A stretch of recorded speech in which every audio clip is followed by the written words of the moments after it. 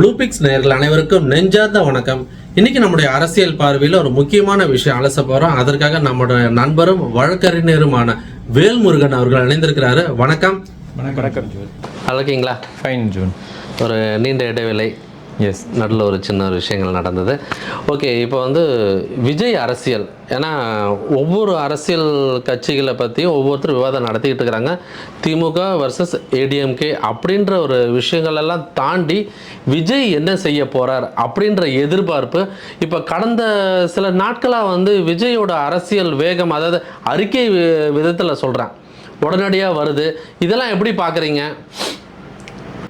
அதாவது திரு விஜய் அவர்களை நோக்கி ஒட்டுமொத்த அரசியல் பார்வையும் சென்று கொண்டிருப்பதை நீங்களே இந்த உங்களோட கேள்வி மூலயமா உணர்றேன். நான் இன்னைக்கு entire focus of the Tamil Nadu politics is towards Vijay என்பது ஒரு மிகைப்படுத்தப்பட்ட சொல்லல்ல.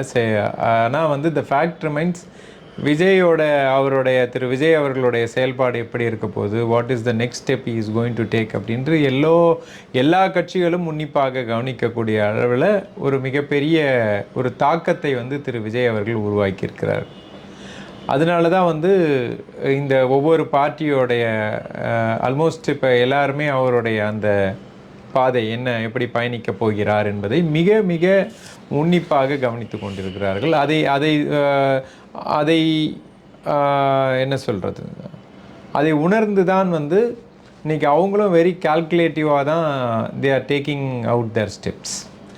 இதுதான் இன்றைக்கி இருக்கக்கூடிய தமிழக அரசியல் நிலைமை. முன்பு எப்போதும் இல்லாத அளவில் வரக்கூடிய 26 தேர்தல் ஒரு மிகப்பெரிய ஒரு எதிர்பார்ப்புக்கு இல்லாமல், அதாவது எப்பயுமே பார்த்தீங்கன்னா, நான் கடந்த முறை கூட சொல்லியிருந்தேன் உங்களுக்கு, ஓரளவுக்கு தமிழக தேர்தலை கடந்த காலங்களில் அனுமானிக்கக்கூடிய வகையில் இருந்து ப்ரெடிக்ட் பண்ணுற அளவுக்கு இருக்கு. ஆனால் இப்போ ப்ரெடிக்ட் பண்ணுற அளவுக்கு இல்லைன்றது தான் யதார்த்தம். அதற்கு உண்மை நிலைப்பாடு அதுதான். அதுக்கு மிக முக்கிய காரணி பார்த்தீங்கன்னா, அதுக்கு எமர்ஜென்ஸ் ஆஃப் திரு விஜய் அவர்கள். அதனால தான் இன்னைக்கு it is going to be a very speculative one. கணிக்க முடியாத அளவுக்கு இருக்குது. அதனால் next 3-4 months is going to be very critical for any other party, every பார்ட்டின்னு சொல்லலாம். நம்ம அவர்களுடைய அந்த அடுத்த கட்ட நடவடிக்கைகள்லாம் ஒரு மிகப்பெரிய திரு விஜய் அவர்களுடைய அந்த அடுத்த கட்ட நடவடிக்கை தாக்கத்தை உருவாக்கும். இப்போ இன்னொரு முக்கியமான விஷயம், இப்போ விஜய் திமுகவை தான் தொடர்ச்சியாக, அதாவது டார்கெட் பண்ணி தாக்குதல் பண்ணுற மாதிரி ஒரு பிம்பம் ஏற்படுத்தப்படுகிறதா, இல்லை அவர் திமுக மட்டும்தான் குறை சொல்கிறாரு, அதிமுக பக்கம் கொஞ்சம் கூட போகிறதில்ல, அதிமுக பக்கம் ஒரு சாஃப்ட் கார்னர் இருக்கிறதா அவர் பார்க்கப்படுகிறதா? என்றைக்கு இருந்தாலும் டிவிக்கு ஏடிஎம்கேல போகிறதுக்கான வாய்ப்பு இருக்கா கூட்டணிக்கு? ஐ டோன்ட் திங்க் அவர் ஏதோ சாஃப்ட் கார்னர் டுவர்ட்ஸ் ஏடிஎம்கே இருக்கிற மாதிரி இல்லை. பட் என்ன ஃபேக்ட் ரிமைன்ஸ் தட் இன்றைக்கி ஆட்சியில் இருக்கக்கூடிய அந்த ஆட்சியை எதிர்த்து தான் பேச வேண்டிய கட்டாயம் இருக்கிறது. இன்றைக்கி ஆட்சியில் இருக்கக்கூடிய செயல்பாடுகள் இமீடியட்டாக என்ன உங்களோட அதை தானே பேசு பொருளாக இருக்கும். இப்போ இல்லைன்னா மோடி மாதிரி எப்பவுமே 60 வருஷ காங்கிரஸ் ஆட்சி அப்படின்னே சொல்லிட்டு இருக்க முடியுமா? முடியாது. கடந்த கால வரலாறுல இப்போ இமீடியட் பாஸ்ட் என்ன இருக்குது, அவர்களுடைய திமுகவினுடைய செயல்பாடுகளை பற்றி தான் அவர் ஆஸ் அ பொலிட்டீஷியன் அதுதான் மக்களை சென்றடையக்கூடிய விஷயமாகவும் இருக்கும். அது இன்றைக்கி இமீடியட்டாக என்ன பாதிப்பு இருக்குது, செயல்பாடுகள் எப்படி இருக்குது, இதெல்லாம் தானே திரு விஜய் அவர்கள் பேச முடியும். நீங்கள் 5 வருடங்களுக்கு முன்பாகவோ இல்லை 10 வருடத்துக்கு முன்னதான அதிமுக ஆட்சியை பற்றி பேச வேண்டிய அவசியம் இல்லை என்று அவர் கருதிருக்கலாம். இல்லை, ஆனால் பெண்களுக்கு பாதுகாப்பு இல்லைன்ற ஒரு குற்றச்சாட்டை முன்வைக்கும் அவர் பொள்ளாச்சி சம்பவத்தை கொஞ்சம் மறந்துட்டாரோ, இல்லை யாரும் எடுத்து கொடுக்கலையா? பொள்ளாச்சி சம்பவத்தை பொறுத்த வரைக்கும் அன்னைக்கு இது எல்லாருமே அறிஞ்ச ஒரு விஷயம் it happen during the ADMK ஆட்சி காலத்தில் நடைபெற்றது. அதற்கு பிறகு ஒரு மிகப்பெரிய மக்கள் போராட்டமாகவும் அது மாறின ஒரு நிகழ்ச்சி அது. அதனால் அதனுடைய தாக்கம் whether it was supported by ADMK or நாட்ன்றத விஷயத்தை விட இன்றைக்கி அந்த மாதிரியான சம்பவங்கள் அதை விட அதிகமாக இன்றைக்கி நடைபெறுறதா அப்படின்ற ஒரு கேள்வி இருக்குது. சமீபத்திய அரக்கோணம் நிகழ்வாக இருக்கட்டும், இல்லை குறிப்பாக விஜய் கட்சி, அதாவது பெண்களை வெகு இலகுவாக தாக்க, அதாவது எப்படி இந்த திமுக அரசாங்கம் தே ஆர் அதாவது முன்பு எப்போதும் இல்லாத அளவுக்கு வந்து பெண்களுக்கு ஒரு முக்கியத்துவம் கொடுத்துருக்காங்கன்னா எஸ் அவங்க பெண்களுக்கு மீது ஒரு மிகப்பெரிய ஒரு ஃபேக்டரை வந்து அவங்க வந்துட்டு கன்சிடர் பண்ணியிருக்கிறாங்க. So it is going to be a big. அவங்களுடைய இந்த தேர்தல் கணிப்புகளுமே தேர்தல் செயல்பாடுகளுமே பார்த்தீங்கன்னா அவர்கள் மிக தெளிவாக ஒரு ஸ்ட்ராட்டஜிக்காக பார்த்தீங்கன்னா பெண்கள் ஓரியன்டாக நம்ம ஓரியன்டேஷனோட வந்து செயல்படுறாங்க. அது வந்து இலவச பேருந்து பயணமாக இருக்கட்டும், இல்லை உரிமை தொகையாக இருக்கட்டும், இல்லை இந்த பெண் மாணவிகளுக்கு கொடுக்கக்கூடிய அந்த கல்வி உதவித்தொகையாக இருக்கட்டும், இது எல்லாமே வந்துட்டு இட் இஸ் அவர்கள் அதை நோக்கி தான் போயிட்டுருக்குறாங்க. அப்படி இருக்கும்போது இந்த திமுகவுக்கு இருக்கிற இந்த அட்வான்டேஜ் இருக்கு இல்லையா? இப்போ திமுக எப்பவுமே இயல்பாகவே பெண்கள்கிட்ட வந்து திமுகவோட சப்போர்ட் பேஸ் வந்துட்டு வரலாற்று ரீதியாக கொஞ்சம் அவர்கள் பின்தங்கி தான் இருப்பாங்க. But they are trying to make it up this time. அதுக்காக தான் அவங்களுடைய ஒட்டுமொத்த அந்த ஸ்ட்ராட்டஜியுமே பெண்களை நோக்கி மகளிரை நோக்கி இருக்குது. அது டு சம் எக்ஸ்டென்ட் அவங்க வந்து அதை வந்துட்டு கேபிட்டலைஸும் பண்ணியிருக்கிறாங்கன்ற மாதிரி தான் கள தரவுகள் வந்து தெரிவிக்கக்கூடிய விஷயம். தமிழக வெற்றி கழகத்திலேயே பெண்களுக்கு எதிரான பாலியல் பிரச்சனைகள் ஒன்று வந்து ரீசெண்டாக ஒரு ட்ரெண்டிங்காக போச்சு, அது உங்களுக்கு தெரியுமா? அதாவது சமூகத்தில் வந்துட்டு பெண்கள் மீதான அடக்குமுறைகள், பெண்கள் மீது விடப்படக்கூடிய வந்து இது மாதிரியான தாக்குதல்கள் வந்து அது வந்து காலம் காலமாக நடந்து கொண்டிருக்கக்கூடிய ஒரு விஷயம். அதை வந்து தவிர்க்கணும், அதை சரி செய்யணும்ன்றதான் எல்லோருடைய கட்சின்னு சொல்லப்படுவதற்கு இல்லை. ஆமா, அதாவது அது தவிர்க்கப்பட வேண்டும், அது தடுக்கப்பட வேண்டும், எப்பொழுதுமே நடக்கக்கூடாது. ஒட்டுமொத்தமாக அது போன்ற செயல்கள் வந்து துடைத்தெறியப்பட வேண்டும். இதுதான் வந்து சமூக ரீதியில எல்லாருக்கும் இருக்கக்கூடிய கடமை. அது வந்துட்டு it is a responsibility of the society. அதுல வந்து எஸ் யார் பண்றாங்களோ அவர் மீது நடவடிக்கை வந்துட்டு கண்டிப்பா எடுக்கப்பட்டாக வேண்டும். That will create confidence for the entire அந்த மகளிருக்கு, குறிப்பாக அவர்களுக்கு ஒரு மிகப்பெரிய தன்னம்பிக்கை கூட. ஏன்னா அவங்க வந்து ஆல்வேஸ் ஹிஸ்டாரிக்கலாக பார்த்தீங்கன்னா பெண்கள் வந்து ஒரு வீக்கர் செக்ஸாக பார்க்கப்படுகிறார்கள். அதனால அவர்கள் மீது நிகழ்த்தப்படக்கூடிய தாக்குதல்கள் வந்து காலம் காலமாக நடைபெற்று கொண்டு தான் இருக்கு. ஆனால் இந்த ஒட்டுமொத்த சமுதாயத்தோட ரெஸ்பான்சிபிலிட்டி என்னன்னா அது ஒட்டுமொத்தமாக துடைத்தெறிக்கப்பட வேண்டும், அவர்களும் ஈக்குவலாக ட்ரீட் செய்யப்பட வேண்டும் அப்படின்றதான் நம்மளுடைய one of the goals of this society. DMK versus Vijay, இந்த 2026 தேர்தல் எப்படி இருக்குன்னு நினைக்கிறீங்க? சரி, நான் முன்னே சொன்ன மாதிரி ஒரு மிகப்பெரிய சலிப்பு வந்து சமூகத்தில், குறிப்பாக தமிழ் சமூகத்தில் இருக்குது. அதாவது கடந்த கிட்டத்தட்ட வந்து 60 ஆண்டு கால திராவிட ஆட்சிகளுடைய தொடர்ச்சியான ஆட்சி வந்து ஒரு மக்களுக்கு இயல்பாகவே ஒரு சலிப்பை தரக்கூடிய ஒரு விஷயமாக இருக்கிறது. அது இல்லாமல் அதாவது உள்ளார்ந்து பார்த்தீங்கன்னா இந்த திராவிட அரசியலில் வந்து திராவிட கட்சிகளுடைய ஆட்சி பல்வேறு சாதனைகள் அவர்கள் சொல்லி கொண்டாலும் கூட இயல்பாக மக்கள்கிட்ட இதுக்கு ஒரு மாற்று அமையாதான்ற ஒரு சிந்தனை வந்து காலங்காலமாக இருந்தது. அதனுடைய சக்ஸஸ்ஃபுல் எமர்ஜென்ஸ் தான் திரு விஜயகாந்த் அவர்கள். கடைசியாக வந்துட்டு ஒரு எமர்ஜென்ஸ் வந்து திரு விஜயகாந்த் அவர்கள். இப்போ சமீபத்தில் திரு சீமான் அவர்களுடைய இந்த 8% வாக்கு வங்கி, இது எல்லாமே வந்துட்டு அங்கே ஒரு மாற்று அரசியலுக்கான ஸ்பேஸ் இருக்கிறது வந்து நமக்கு தெளிவாக தெரியக்கூடிய ஒரு விஷயம். அந்த ஸ்பேஸை வந்து திரு விஜய் அவர்கள் தக்க வைத்துக் கொள்வார்களா அப்படின்ற விஷயத்தை தான் இன்னைக்கு எல்லோரும் ஒட்டுமொத்த தமிழ் சமூகமும் பார்க்கக்கூடிய ஒரு விஷயமாக இருக்கு. ஆனால் 2026 நடப்பதற்கான வாய்ப்புகள் குறைவு தானே? இல்லை, அதுதான் சொல்கிறேன். நீங்கள் வந்து அதுதான் நான் அப்போ ஒரு மிராக்கல் நடக்குமா, மேஜிக் நடக்குமான்ற விஷயம் இருக்குல்ல, பப்ளிக் எதிர்பார்க்குறாங்க, ஒரு வேக்கம் இருக்குன்ற ஒரு விஷயம் பல காலமாக சொல்லப்பட்டுக்கிட்டு வருது. ஒரு டெம்ப்ளேட் மாதிரி சொல்லிட்டு வராங்க ஒரு மக்கள் வந்து எதிர்பார்த்து. ஸோ அதை எப்படி அவரை டேக்கிள் பண்ணுவார்? அதாவது இங்கே 2-3 குறிப்பிட்ட விஷயங்கள் வந்து நம்ம பார்க்கணும். ஆக்சுவலாக இந்த திரு விஜய் அவர்கள் வந்து அந்த கட்சி ஆரம்பித்து அந்த மெம்பர்ஷிப் என்ரோல் பண்ணும்போது இந்த டேட்டா விச் ஐ காட் பார்த்தீங்கன்னா உண்மையிலே ஒரு சர்ப்ரைசிங் நம்பர்ஸ்.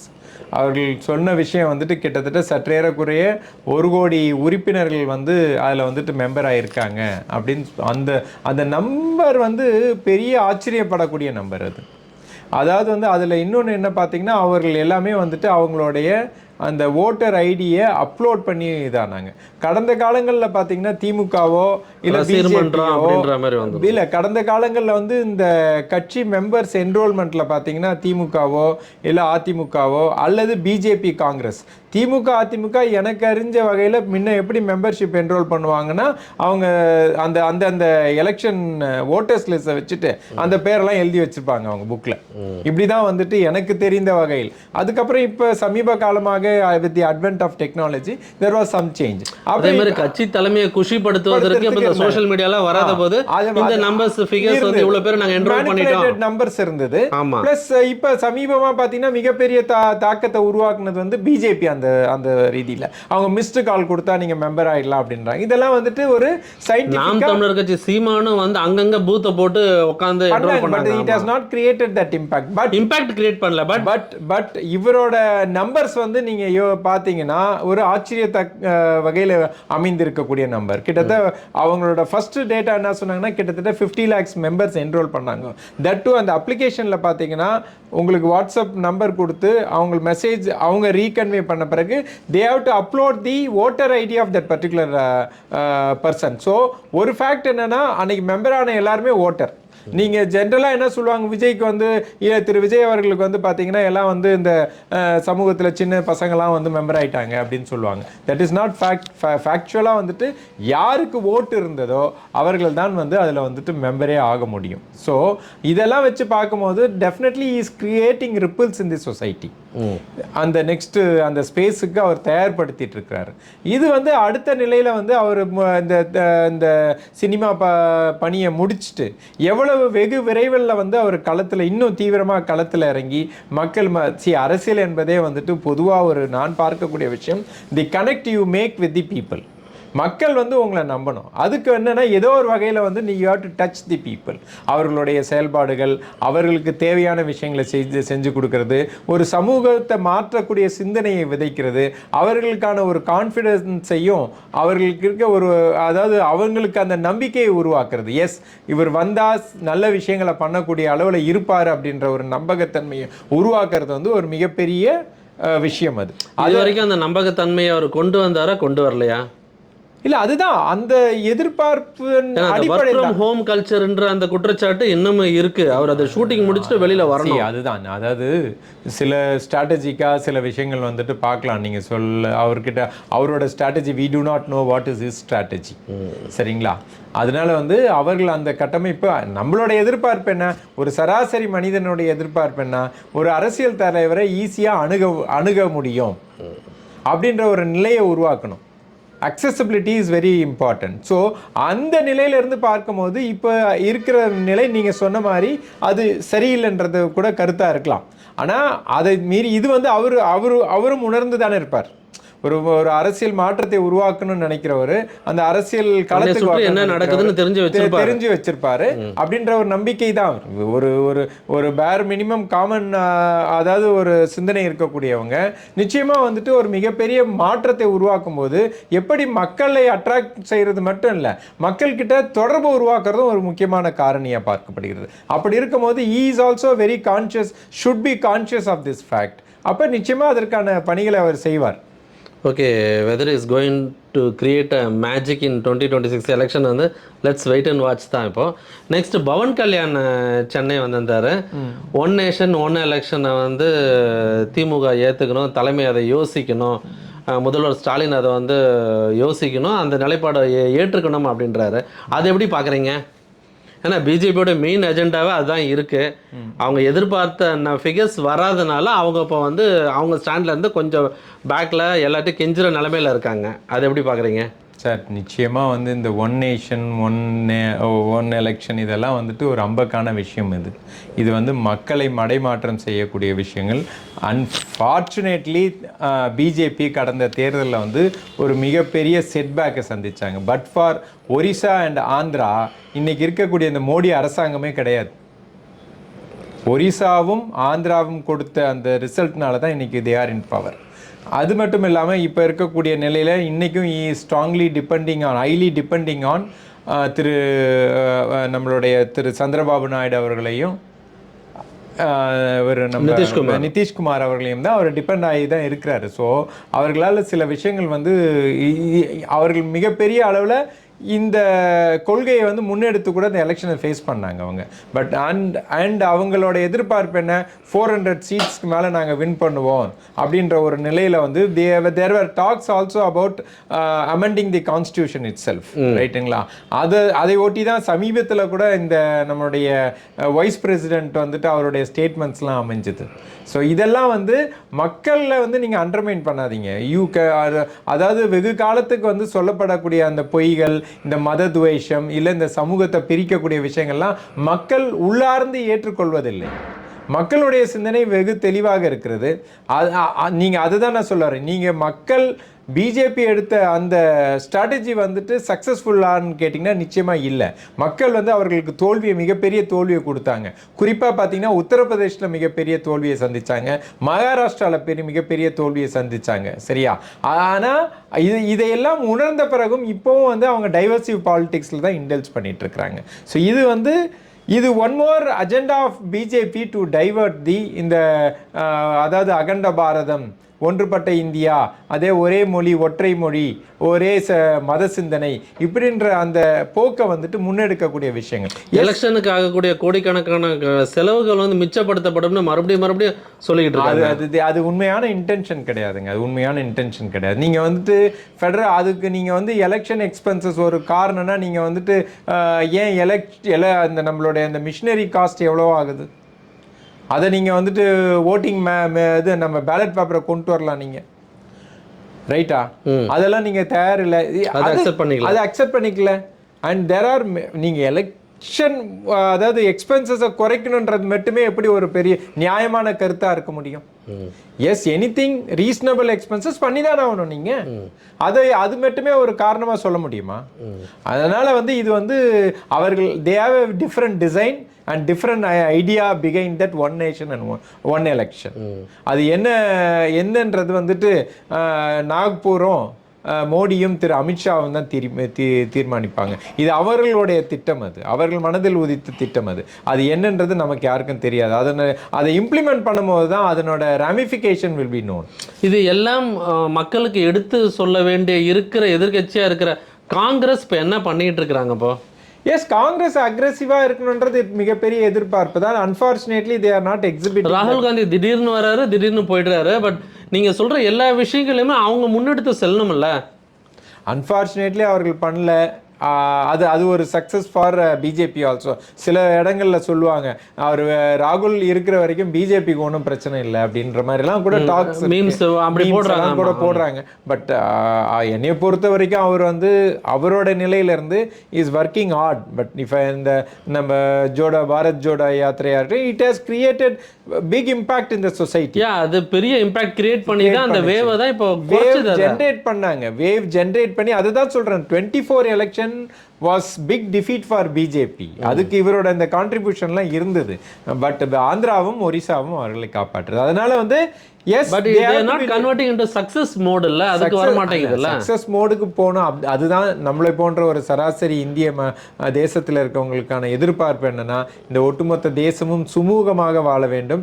அதாவது அனைத்து தரப்பட்ட மக்களும் வாழ வேண்டும். இங்க இருக்கக்கூடிய குறிப்பா ஒற்றுமை வந்து மட்டும் இல்ல, பிற்படுத்தப்பட்ட மக்கள், தலித் மக்கள், இவர்களுடைய வளர்ச்சி வந்து இருக்கணும். அவர்களும் வந்துட்டு அந்த சொசைட்டில ஹையஸ்ட் பெடஸ்டலை வந்து ரீச் பண்ணணும் அப்படின்றது தான் வந்து எதிர்பார்ப்பு. அது ஒரு குறிப்பிட்ட சமூகத்திற்கான அடையாளமாக இல்லாமல் அது ஒட்டுமொத்த தேசத்திற்கான வளர்ச்சியாக இருக்கணுன்றது தான் நம்மளுடைய சிந்தனை. அதுதான் எதிர்பார்ப்பு. இப்போ இறுதியாக வந்து நம்ம ஏடிஎம்கே கேம்புக்கு வரும். ஏடிஎம்கே கேம்பில் என்ன மாதிரி ஃபார்முலாலாம் ஸ்ட்ராட்டஜிலாம் வச்சுருக்காங்க, அவங்களோட வே ஆஃப் பாலிடிக்ஸ் இப்போ எப்படி இருக்குன்னு பார்க்குறீங்க?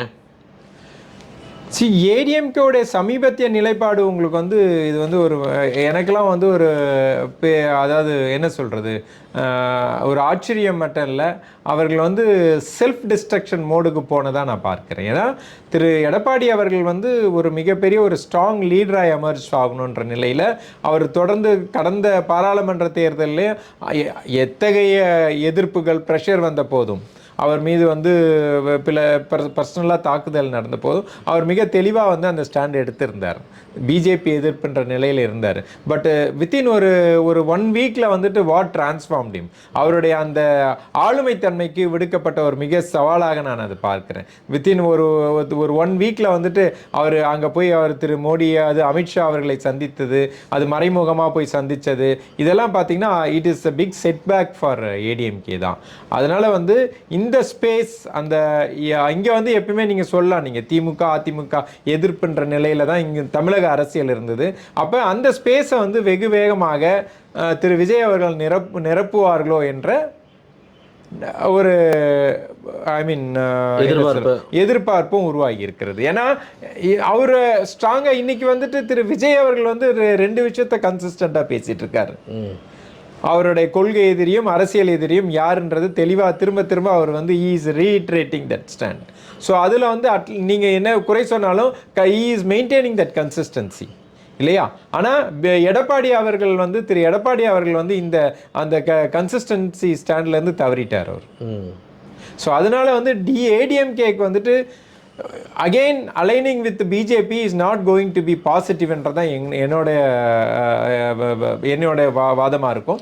இல்லை, இப்போ விஜய் அவர்களும் எடப்பாடி அவர்களும் முன்வைக்கிற முக்கியமான அந்த பொதுவான குற்றச்சாட்டை வந்து தமிழக முதல்வர் வந்து பிஜேபியை சந்தித்தது வந்து தன்னுடைய பர்சனலுக்காக தான், நான் நாட்டு நலனை மாநில நலனுக்காக இல்லைன்னு வற்புறுத்தி இல்லை, அது ஒரு டெம்ப்ளேட்டாக மாற்றி சொல்கிறாங்களே. இப்போ பிஜேபியை இவர் போய் பார்க்கலையா?